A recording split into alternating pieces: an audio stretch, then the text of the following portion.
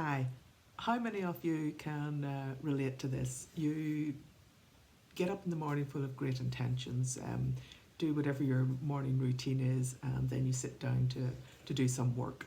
And you've got that wonderful to-do list already made out.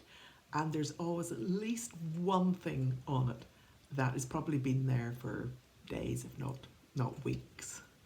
And it's the one thing that you really do not want to do. You don't like doing it, gives you no pleasure, so it sits there because all the other stuff is fairly maybe easier to do.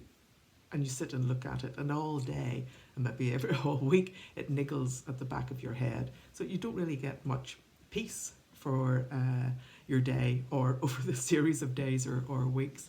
Well, this morning I came down, did my usual bits and pieces that I needed, and I came and sat at my desk, had my to-do list out, and I looked over at my bookshelf here and realised that I have a stack of books sitting that down at the bottom of the bookshelf that really need to get onto the bookshelf. So I started sorting out my bookshelf, and I came across one book within my books here, and it reminded me of a quote from, and I have to have a bit of a laugh at this whole thing I'm talking about here. So there was a quote that is attributed to Mark Twain. I'll just read it out to you. You may or may not have heard of it.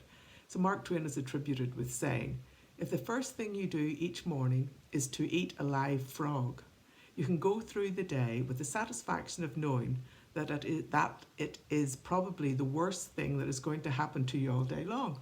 Now, I think that's an excellent quote, and so true, because this morning my to-do list is sitting over there. And what am I doing instead of my to-do list?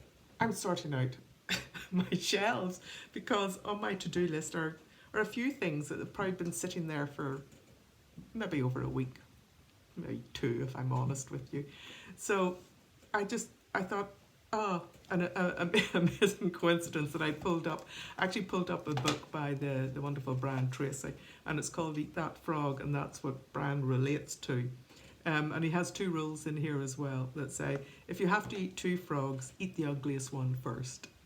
And the second one is, if you have to eat a live frog at all, it doesn't pay to sit and look at it for very long. I think those are excellent metaphors for what I'm actually doing here and have probably been doing for days, especially now with I seem to have all this time on our hands and this time at home for those of us who are in lockdown, and that's exactly what I've been doing here. So what am I going to do? I'm leaving my bookcase as it is, and I'm going to go over there to my desk and sit and quickly eat the biggest, ugliest frog that I can find on my list of things to do.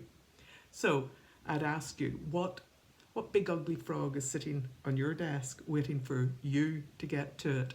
And if you could get it done, what would that free you up to do? How would you feel about it? Let me know. Thanks, take care.